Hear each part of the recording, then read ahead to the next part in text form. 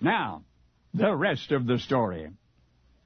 Bob awakened trembling from a dream that had seemed more vivid than the morning sunlight in his eyes, a dream of the day which now lay before him, a dream of his own death. Now Bob accepted the dream as a premonition, and he brooded over it for hours, telling no one. Indeed, no one among his friends in Oxford, Maryland, would believe such nonsense, that he, Bob, successful merchant, one of the best-loved men in the colonies, that he was about to be shot and killed. Anyway, he resolved not to leave the house that day. And then he remembered a business obligation. One of his ships had arrived in port, and the captain of that vessel had invited Bob aboard for an afternoon dinner party. Now, it was customary in 1750 for the captain of a merchant ship to entertain the consignee before setting sail again, but Bob would attempt to break that tradition just this once. He summoned Captain Matthews. He apologized personally for his unwillingness to attend the shipboard celebration. Bob even told the captain about his dream, confessing his fear that he would be shot and killed if he ventured out that day. Well, somehow Captain Matthews talked Bob out of his apprehension, and his vessel was armed for defense after all, so Bob would be perfectly safe, he insisted. So that afternoon, the captain took Bob down to the dock, and they boarded a small vessel propelled by oars and sails. They set out for the big merchant ship, which was moored farther down the bay. Aboard the merchant ship, Bob was wined and dined. Finally, Bob was willing to admit that dreams were only dreams, that life was well worth living in spite of them. It was still light when he boarded the small sailing vessel for his return to Oxford. Captain Matthews would escort him home. And by the way, Bob the Maryland merchant was Robert Morris, Sr. Now, his son, Robert, Jr., was in that summer of 1750 a boy of 16, and you should know him, because Robert Morris, Jr. was a signer of the Declaration of Independence, a wealthy patriot who had been called the financier of the American Revolution.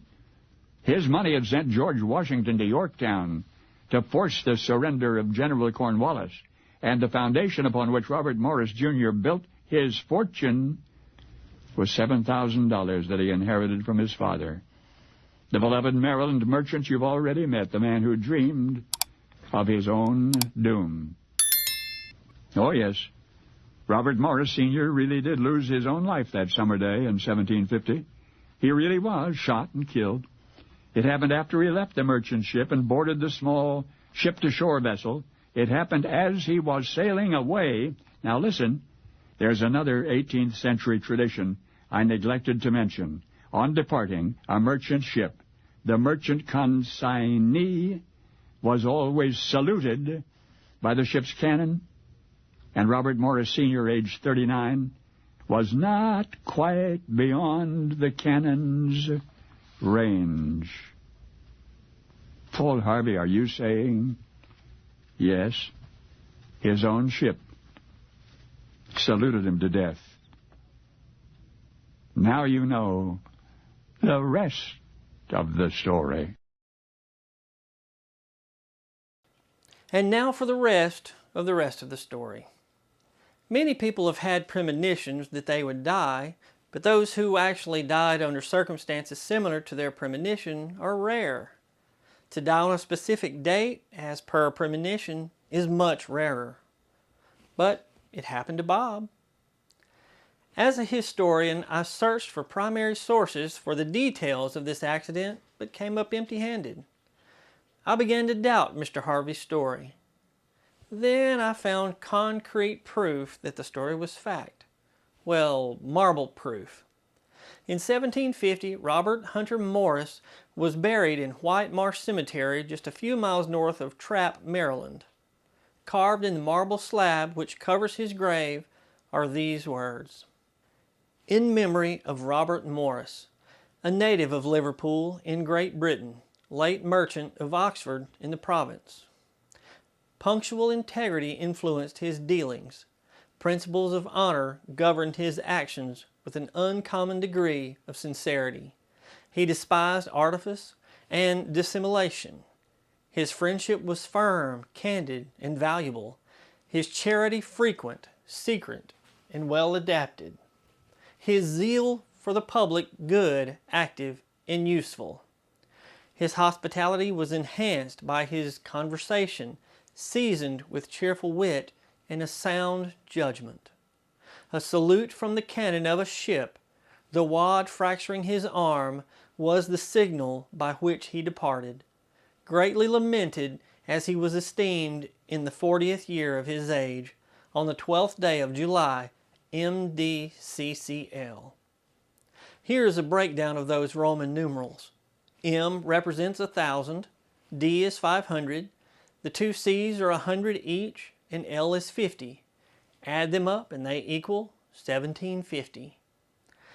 I must point out that in the sentence, his zeal for the public good, public is spelled P-U-B-L-I-C-K-E. The wad fractured his arm. Well, what is a wad?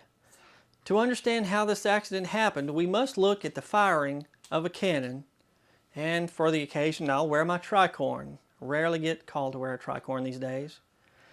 When I was working on my undergraduate degree in history at Northwestern State University in Natchitoches, Louisiana, I worked at a reconstruction of the French fort called Fort Saint Jean Baptiste. On special occasions we fired our cannon for the visitors. Man, that was a fun job, let me tell you. Justin is using a pole with an iron spiral with a sharp tip on it. He slides it down the barrel and spins it so the sharp point will hook onto anything left in the barrel so he can retrieve it. Tommy uses a wet swab to make sure there are no residual embers in the bore of the cannon. Putting gunpowder in a hot cannon with smoldering embers would be disastrous.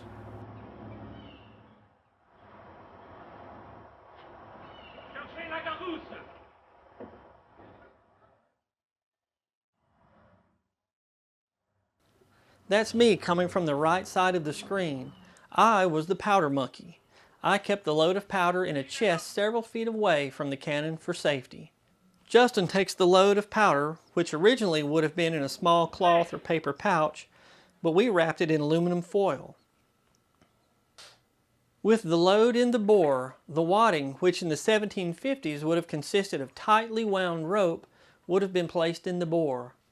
The purpose of the wad was to seal the bore to keep the powder dry and to seal the bore so the gases would build up and increase the energy produced by the cannon. Since we were demonstrating the firing of a cannon for tourists, we did not use wadding or a cannonball. Next, a person called a prick, which was not a derogatory term, used an iron prick or a spike to punch a hole in the pouch of gunpowder. Then a smoldering piece of rope attached to a pole set the cannon off.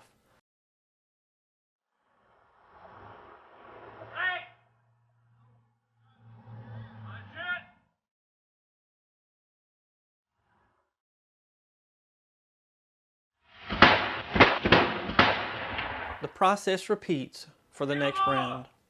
You can't see it, but the aluminum foil that held the powder left the bore of the cannon with a tremendous amount of force. In 1750, the ship which fired the salute to Robert Morris did not fire a cannonball, but, as we learn from the marble slab covering Bob's grave, they certainly used a wad. Like the aluminum foil that left our cannon, the wad of tightly wound rope left the barrel of the cannon with a tremendous force. It struck Robert Morris in the arm.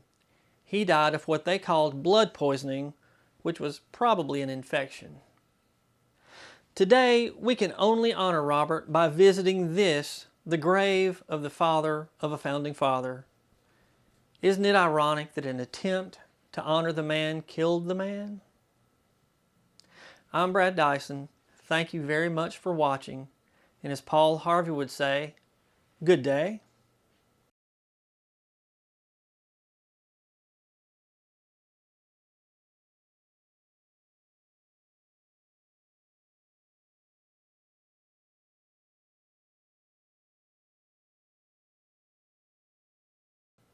And I also feel like I should say R or something.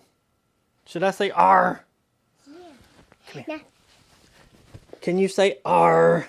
Oh. R. Oh, say R. I hear you for. Say R. Oh. Say, I'm a pirate. I'm a pirate. You're a poet. Can you say, I'm a pirate? He's like, I'm a pirate.